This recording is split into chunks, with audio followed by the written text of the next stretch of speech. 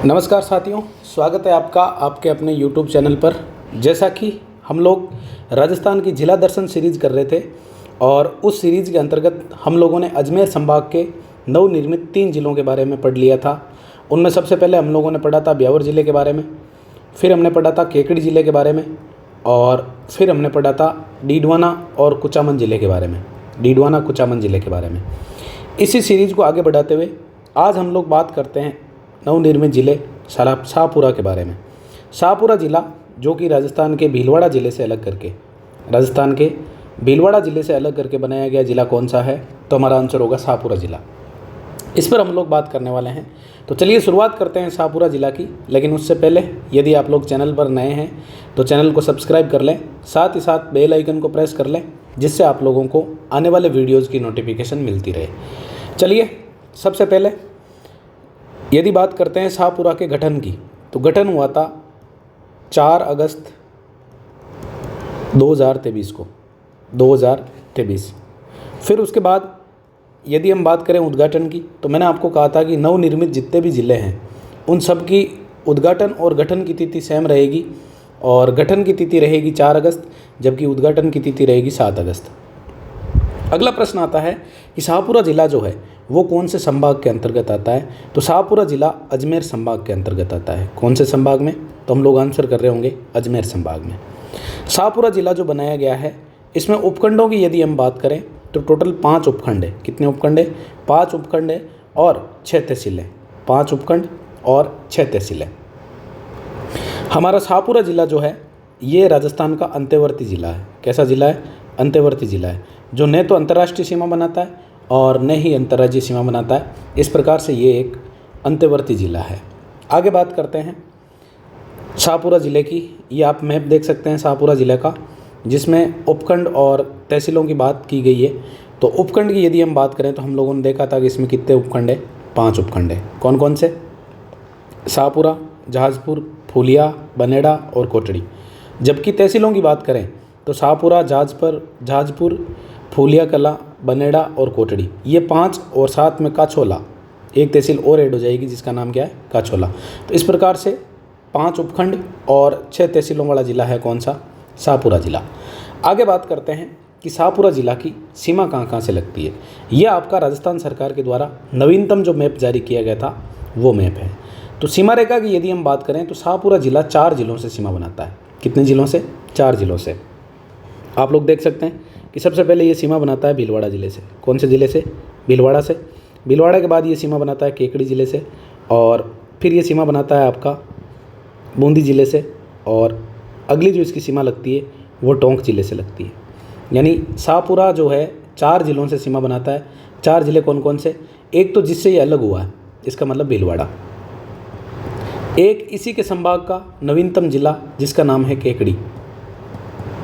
अगला जो ज़िला है उसका नाम है टोंक, और अगला जो ज़िला है उसका नाम है बूंदी। इस प्रकार से आपके 4 जिलों के साथ ये सीमा बनाता है। यहाँ आप लोग एक कन्फ्यूज़न दूर कर लें कि पहले जो राजस्थान का पहले दिन 4 अगस्त को जो मैप जारी हुआ था, 4 अगस्त को जो मैप जारी हुआ था, उस मैप में ये दिखाया गया था कि शाहपुरा ज़िला जो है वो भीलवाड़ा को 2 भागों में विखंडित करता है। लेकिन ये राजस्थान का लेटेस्ट मैप है जिसमें आप देख सकते हैं कि ये आपका पूरा का पूरा भीलवाड़ा ज़िला है, जो कहीं से भी विखंडित नहीं है। तो ऐसे में स्टूडेंट में जो भ्रांति चल रही है कि शाहपुरा ज़िला जो है वो भीलवाड़ा को 2 भागों में विखंडित करता है, तो राजस्थान के 3 ज़िले ऐसे हैं जो विखंडित है। तो ध्यान रखना, शाहपुरा ज़िला जो है वो भीलवाड़ा को विखंडित नहीं करता है।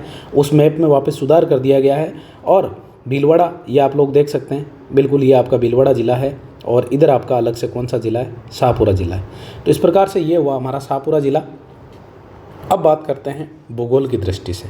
भूगोल की दृष्टि से यदि देखें तो हम बात करते हैं कि शाहपुरा ज़िला जो है वहाँ पे कौन सा खनिज मिलता है।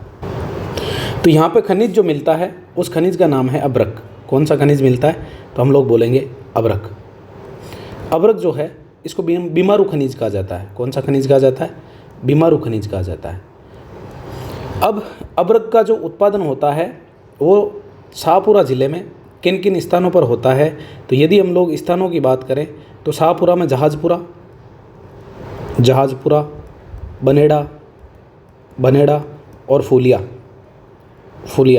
ये सारे के सारे जो क्षेत्र हैं ये किसके उत्पादक क्षेत्र हैं? अबरक के उत्पादक क्षेत्र है। कैसे? अबरक के उत्पादक क्षेत्र है। कौन कौन से?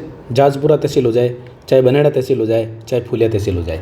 बाकी इसकी डिटेल, अबरक जो खनिज है इसकी डिटेल हम लोग देखेंगे जब खनिज से रिलेटेड हम वीडियो करेंगे।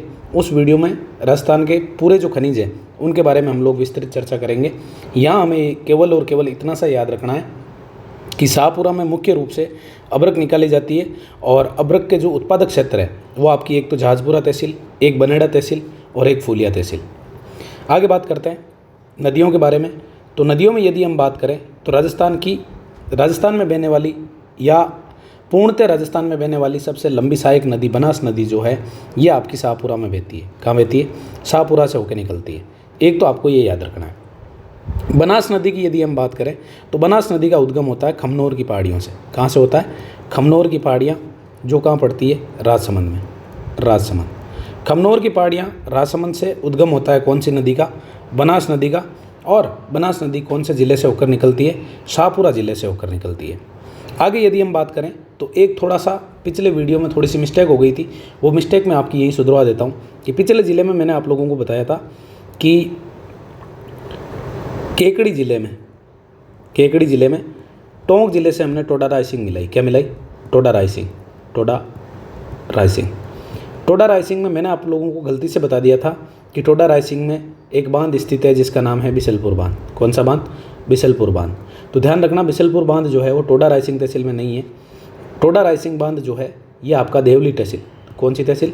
देवली तहसील जो पड़ती है कहाँ की? टोंक की। यानी केकड़ी में नहीं है। आप लोगों को ध्यान रखना है ये आपका बांध जो है वो कौन से ज़िले में स्थित होगा? टोंक ज़िले में स्थित होगा। तो ये एक थोड़ा सा आपका पिछले वीडियो की गलती थी जिसमें आप लोग सुधार कर लेना। यदि आप लोगों से पूछे कि राजस्थान की सबसे बड़ी पेयजल परियोजना बिसलपुर कौन से ज़िले में स्थित है तो आप लोगों को केकड़ी की बजाय आंसर क्या करना है? टोंक, जो पहले भी कौन से ज़िले में स्थित थी? टोंक ज़िले में स्थित थी। अब फिर टोडा रायसिंग जो है वो किसके लिए प्रसिद्ध है? तो ध्यान रखना टोडा रायसिंग जो है इसमें एक बांध बना हुआ है, उस बांध का नाम है टोरडी सागर।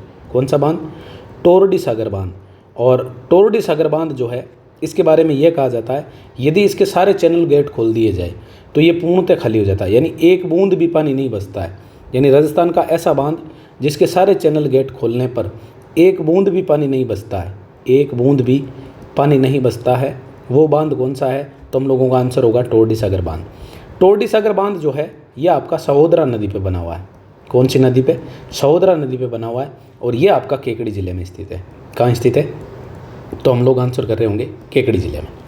तो ये आपका थोड़ा सा सुधार था जो आप लोग कर लेना। मैं फिर से बता रहा हूँ क्योंकि चीज़ें जहाँ से चीज़ों को देखने की कोशिश करता हूँ मैं, हो सकता है कई बार मुझे गलत इन्फॉर्मेशन मिल जाए और उस वजह से अगर मुझे लगता है कि मैंने आपको कोई इन्फॉर्मेशन दी और वो इन्फॉर्मेशन गलत है तो मैं आपको हैंड टू हैंड उससे अपडेट करवा दूंगा कि पिछले वीडियो में मैंने आप लोगों के साथ ये बात शेयर की थी जो कि सही नहीं है, तो उसमें हम सुधार भी कर सकते हैं। तो आप लोगों को ध्यान रखना है कि बिसलपुर बांध जो है ये आपका टोंक ज़िले में। कौन से ज़िले में? टोंक ज़िले में। अब बनास नदी जो कि अन्य कौन कौन से नाम है बनास नदी के, तो हम लोग आंसर कर रहे होंगे कि बनास नदी को हम लोग जानते हैं किसके नाम से? वर्णासा के नाम से। किसके नाम से? वर्णासा कहा जाता है इसको, या इसी को कहा जाता है वन की आशा। कौन सी? वन की आशा। फिर आगे बात करते हैं राजस्थान में सर्वाधिक जल ग्रहण, राजस्थान में सर्वाधिक जल ग्रहण क्षमता अगर किसी नदी की है तो वो आपकी नदी कौन सी है? बनास नदी। अब बनास नदी के बारे में हम लोग इतनी बात करेंगे, केवल और केवल हमें ये देखना था कि शाहपुरा ज़िले से संबंधित नदियाँ कौन कौन सी है और उनके कौन से फैक्ट हम लोगों से पूछे जा सकते हैं। बाकी किसी दिन अलग से हम लोग बनास नदी जब करेंगे तो उसकी डिटेल चर्चा करेंगे।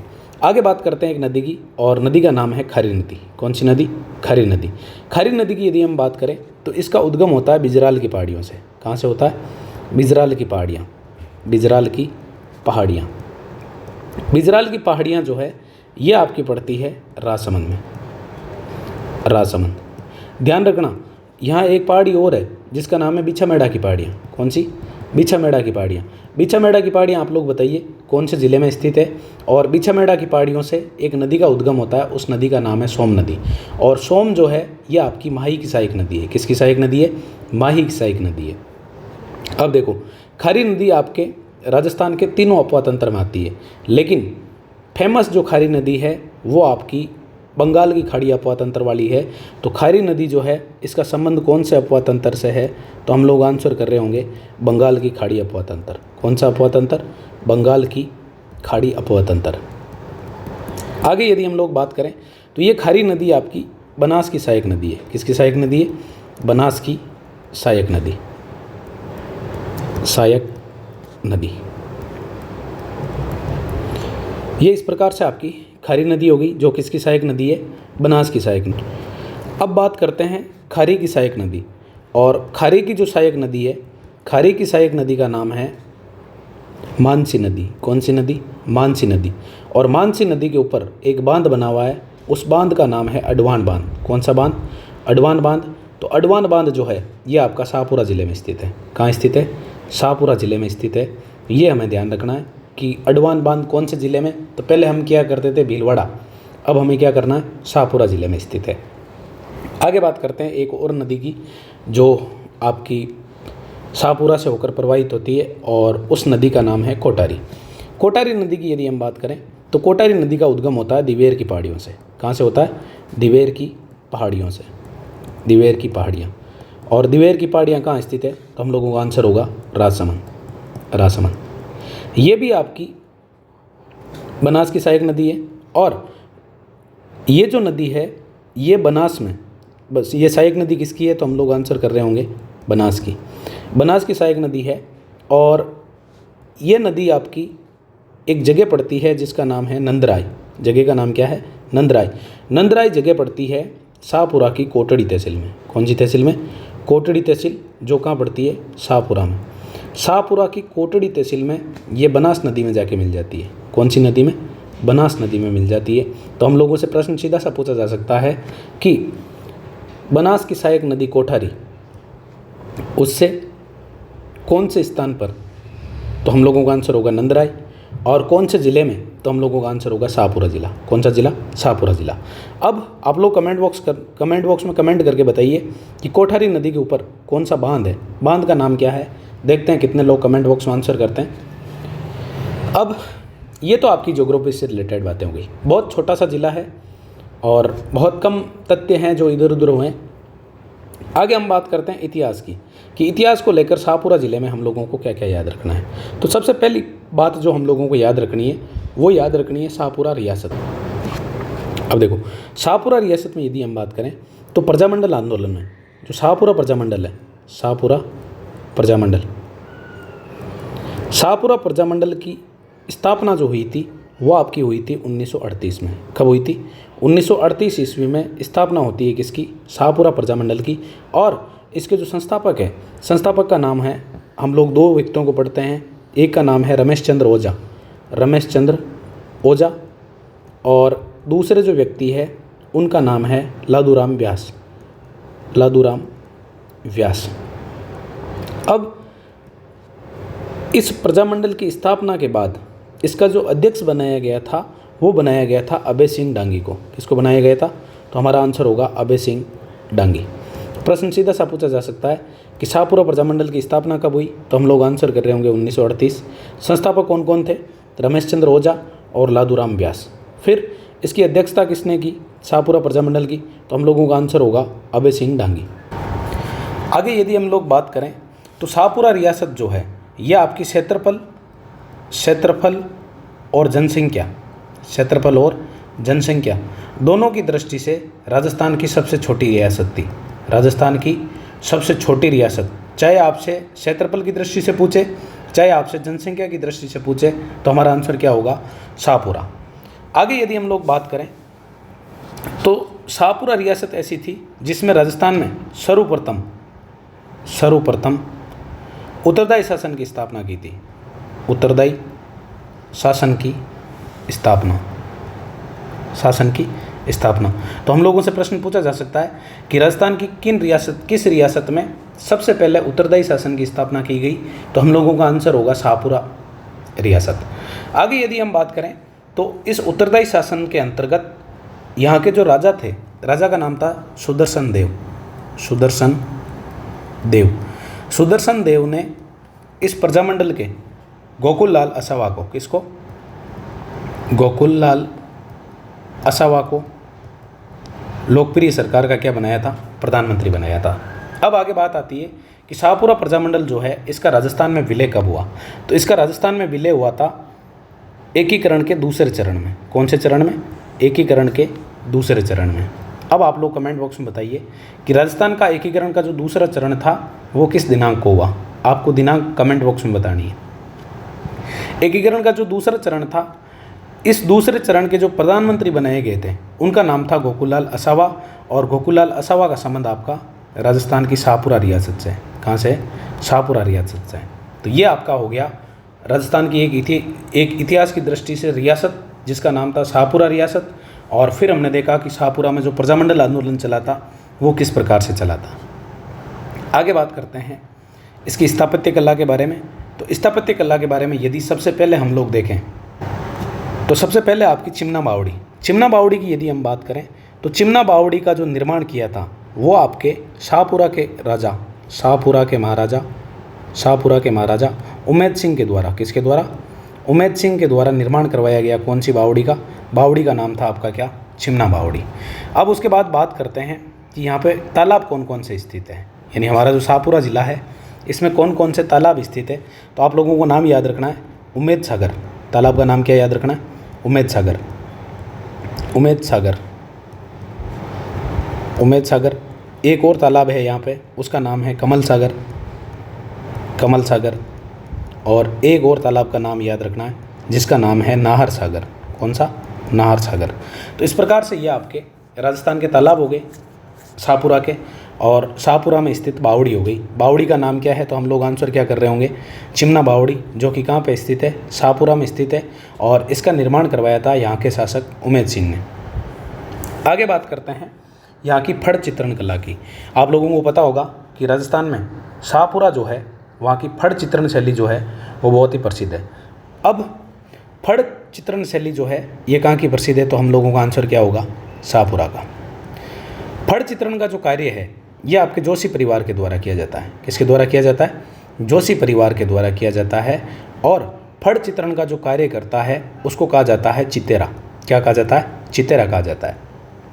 अब फड़ चित्रण कला जो है इसके जनक की यदि हम लोग बात करें तो इसके जो जनक थे उनका नाम था पांचोजी जोशी।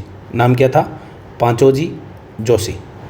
और फड़ चित्रण कला को अंतर्राष्ट्रीय स्तर पर ख्याति दिलवाने का जो कार्य किया था वो किया था श्रीलाल जोशी ने। किसने किया था? श्रीलाल जोशी के द्वारा फड़ चित्रण शैली जो है इसको अंतर्राष्ट्रीय स्तर पर ख्याति दिलवाई गई। फिर आगे बात करते हैं कि प्रथम महिला फड़ चितेरी कौन थी। देखो, पुरुष जो होते हैं उनको कहा जाता है चितेरा, और महिला जो होती है जो फड़ निर्माण का कार्य करती है उसको कहा जाता है चितेरी। चितेरी। प्रथम महिला फड़ चितेरी की यदि हम बात करें तो उनका नाम था पार्वती जोशी। उनका नाम क्या था? पार्वती जोशी। और ये पत्नी थी कन्हैयालाल जोशी की। कन्हैयालाल जोशी की पत्नी थी कन्हैयालाल जोशी जी की पत्नी थी। एक और अन्य फड़ चितेरी का नाम हम देखते हैं और उनका नाम है गोतली देवी। नाम क्या है? गोतली देवी। गोतली देवी। अब आप लोग कमेंट बॉक्स में आंसर कीजिए कि फड़ चित्रण का कार्य कब नहीं किया जाता है, यानी ऐसा कौन सा हमारा जो हिंदू पंचांग है उसके अनुसार ऐसा कौन सा काल है जिस काल में फड़ चित्रण जो है उसका कार्य नहीं किया जाता है। आगे बात करते हैं राजस्थान की प्रमुख फड़ों के बारे में। तो सबसे पहले जो राजस्थान की फड़ आती है उसका नाम है पाबूजी की फड़। कौन सी फड़? पाबूजी की फड़। पाबूजी की फड़ जो है ये राजस्थान की सबसे लोकप्रिय फड़ है। राजस्थान की सबसे लोकप्रिय फड़ कौन सी है? तो हम लोग आंसर क्या करेंगे? पाबूजी की फड़। अब ये जो फड़ है इस फड़ का वाचन किया जाता है नायक जाति के भोपों द्वारा। नायक जाति के भोपों के द्वारा इस फड़ का वाचन किया जाता है। जब इस फड़ का वाचन किया जाता है उस समय एक वाद्य यंत्र का प्रयोग किया जाता है और उस वाद्य यंत्र का नाम है रावण हत्ता। वाद्य यंत्र का नाम क्या है? रावण हत्ता। आप लोग कमेंट बॉक्स में बताइए कि रावण हत्ता जो है वो किस प्रकार का वाद्य यंत्र है। आगे बात करते हैं राजस्थान की दूसरी फड़, और दूसरी फड़ का नाम है देवनारायण जी की फड़। देवनारायण जी की फड़ की जो विशेषता है वो ये है कि ये राजस्थान की सबसे पुरानी, राजस्थान की सबसे पुरानी, राजस्थान की सबसे लंबी और राजस्थान की सबसे अधिक चित्रित फड़, राजस्थान की सबसे पुरानी, राजस्थान की सबसे लंबी और राजस्थान की सबसे चित्रित फड़ कौन सी है? तो हम लोग आंसर कर रहे होंगे किसकी? देवनारायण जी की। लेकिन यदि हम लोगों से पूछा जाए कि सबसे लोकप्रिय फड़ कौन सी है, तो हम लोगों का आंसर होगा पाबू जी की। ये जो फड़ है, इसका वाचन जो किया जाता है वो गुर्जर जाति के भोपे द्वारा किया जाता है। गुर्जर जाति के जो भोपे होते हैं उनके द्वारा इसका वाचन किया जाता है, और इसके वाचन में जिस वाद्य यंत्र का प्रयोग किया जाता है उसका नाम है जंतर। कौन सा वाद्य यंत्र? जंतर वाद्य यंत्र का प्रयोग किया जाता है। तो आप लोग लगे हाथों कमेंट बॉक्स में बता दीजिए कि जंतर जो है वो किस प्रकार का वाद्य यंत्र है। इस वीडियो के माध्यम से हम लोग राजस्थान में जो मैप परिवर्तित हुआ है या राजस्थान में जो भौगोलिक रूप से चेंजेस आए हैं उनकी वजह से किस सेक्टर पर क्या प्रभाव पड़े हैं, चाहे आपका हिस्ट्री हो, चाहे आपका कल्चर हो या आपका ज्योग्राफी हो, तमाम पहलुओं पर बात करते हुए आगे बढ़ रहे हैं। तो उम्मीद है कि आप लोगों के लिए ये जानकारी उपयोगी रही होगी, और यदि आप लोगों को लगता है कि आपके लिए ये जानकारी उपयोगी है तो आप केवल और केवल अकेले फ़ायदा मत उठाइए, इसको अपने अन्य दोस्तों तक भी शेयर कीजिए ताकि उन लोगों को भी इसका फ़ायदा मिल सके। आगे बात करते हैं राजस्थान की एक और फड़ के बारे में। एक बात और हम बात करते हैं देवनारायण जी की फड़ के बारे में। देवनारायण जी की फड़ के ऊपर डाक टिकट जारी हो चुका है, डाक टिकट जारी हो चुका है, और डाक टिकट जो जारी किया गया था ये आपका 2 सितंबर 1992 को जारी किया गया था, 1992 को जारी किया गया था। फिर आगे बात करते हैं रामदेव जी की फड़, और रामदेव जी की फड़ का जो वाचन किया जाता है वो कामड़ जाति के द्वारा किया जाता है। किसके द्वारा? कामड़ जाति के द्वारा। फिर इसमें कौन से वाद्य यंत्र का प्रयोग होता है? तो इसमें वाद्य यंत्र प्रयोग होता है रावण हत्ता। कौन सा? रावण हत्ता। अब आप लोगों के लिए एक प्रश्न है, बहुत ही अच्छा प्रश्न है, कि राजस्थान की ऐसी कौन सी फड़ है जिसका वाचन जो है वो बिना किसी वाद्य यंत्र के किया जाता है? देखते हैं कितने लोग कमेंट बॉक्स में आंसर करते हैं, और आप लोग अपनी तैयारी को लेकर कितने सीरियस है। बहुत अच्छा प्रश्न है ये कि राजस्थान की कौन सी ऐसी फड़ है जिसका वाचन बिना किसी वाद्य यंत्र के किया जाता है। आगे शाहपुरा, जो कि संत संप्रदाय के लिए प्रसिद्ध है, तो शाहपुरा में स्थित संत संप्रदाय की हम लोग बात करते हैं तो संत संप्रदाय में हमारे सामने एक नाम आता है, और वो आता है राजस्थान की शाहपुरा पीठ। राजस्थान की शाहपुरा पीठ जो है यह आपकी रामसनेही संप्रदाय की, कौन सा संप्रदाय? रामसनेही संप्रदाय की एक पीठ है, और इसके जो संस्थापक थे उनका नाम था रामचरण जी। नाम क्या था? रामचरण जी। इनके द्वारा एक ग्रंथ लिखा गया था जो बहुत बार प्रश्न एग्जाम में पूछा जाता है, और उस ग्रंथ का नाम क्या था? तो हम लोग आंसर कर रहे होंगे अणबेवाणी। ग्रंथ का नाम क्या था? अणबेवाणी। फिर आगे यहाँ शाहपुरा जो पीठ है यहाँ पे एक महोत्सव का आयोजन होता है, और उस महोत्सव का यदि हम लोग नाम याद करें तो नाम हो जाएगा उसका फूलडोल महोत्सव। कौन सा महोत्सव? तो हम लोग आंसर कर रहे होंगे फूलडोल महोत्सव। सीधा सा प्रश्न पूछा जाता है कि फूलडोल महोत्सव का संबंध किस संप्रदाय से है? तो हम लोग आंसर कर रहे होंगे रामसनेही संप्रदाय से, और रामसनेही संप्रदाय की कौन सी पीठ से? तो हम लोगों का आंसर होगा शाहपुरा पीठ से। अब ये जो फूलडोल महोत्सव है इसका आयोजन शाहपुरा में किया जाता है, और ये किया जाता है आपका क्षेत्र प्रतिपदा से, क्षेत्र प्रतिपदा से लगा के पंचमी तक, यानी चैत्र प्रतिपदा से लगा के चैत्र पंचमी तक, यानी चैत्र माह की जो प्रतिपदा का मतलब होता है कृष्ण एकम, इससे लगा के चैत्र कृष्ण पंचमी तक कौन सा महोत्सव आयोजित होता है? तो हम लोग आंसर कर रहे होंगे फूलडोल महोत्सव। आगे बात करते हैं राजस्थान की रामसनेही संप्रदाय जो है उससे संबंधित और कौन कौन सी पीठें हैं। तो इसके लिए आप लोग एक लाइन याद कर सकते हो, और वो लाइन ये याद कर सकते हो, सारे सीखें। सा का मतलब हो जाएगा शाहपुरा, रे का मतलब हो जाएगा रेण, सी का मतलब हो जाएगा सींतल, और खे का मतलब हो जाएगा खेड़ापा। अब देखो शाहपुरा के बारे में यदि हम लोग बात करें तो इसके जो संस्थापक थे उनका नाम हम लोग देख चुके हैं, रामचरण जी। उनका नाम क्या था? रामचरण जी। रेण शाखा जो है रामसनेही संप्रदाय की, उसके संस्थापक जो थे वो आपके थे संत दरियाव जी, संत दरियाव जी। और ये आपके नागौर में स्थित है। कहाँ स्थित है? नागौर में स्थित है। फिर बात करते हैं शीतल शाखा की। तो शीतल शाखा के जो संस्थापक थे उनका नाम था हरिराम दास जी। नाम क्या था? हरिराम दास जी। और खेड़ापा जो शाखा है उसके जो संस्थापक थे उनका नाम था रामदास जी। उनका नाम क्या था? रामदास जी। अब आप लोग कमेंट बॉक्स में बताइए कि शीतल शाखा वर्तमान में कौन से ज़िले में पड़ती है और खेड़ापा शाखा वर्तमान में कौन से ज़िले में पड़ती है। आगे बात करते हैं यहाँ के प्रमुख मंदिरों के बारे में। और प्रमुख मंदिरों में सबसे पहला जो मंदिर है उस मंदिर का नाम है धनोप माता मंदिर। धनोप माता मंदिर जो है ये शाहपुरा के धनोप कस्बे में स्थित है। कहाँ? शाहपुरा के धनोप कस्बे में। और ये जो धनोप कस्बा पड़ता है ये आपका फूलिया कला में पड़ता है। कहाँ पड़ता है? फूलिया कला में पड़ता है। ये फूलिया कला जो है ये आपका खारी और मानसी, कौन कौन सी? खारी व मानसी नदियों के मध्य स्थित है। खारी व मानसी नदियों के मध्य कौन सा मंदिर स्थित है? तो हम लोग आंसर कर रहे होंगे धनोप माता मंदिर। आगे बात करते हैं कि धनोप माता जो है वो किसकी कुल देवी है? तो ये राजा धुंध की, किसकी? राजा धुंध जो थे उनकी कुल देवी किसको माना जाता है? धनोप माता को माना जाता है। और इनका जो मेला लगता है ये आपका चैत्र शुद्धि, चैत्र शुक्ल एकम से लगा के, चैत्र शुक्ल एकम से लगा के दशमी तक, चैत्र शुक्ल एकम से लगा के चैत्र शुक्ल दशमी तक मेला आयोजित होता है। कौन सा? धनोप माता का। आगे बात करते हैं दूसरा मंदिर जिसका नाम है गाडोली महादेव मंदिर। कौन सा मंदिर? गाडोली महादेव मंदिर। गाडोली महादेव मंदिर जो है ये जहाजपुरा में स्थित है। कहाँ स्थित है? जहाजपुरा में स्थित है।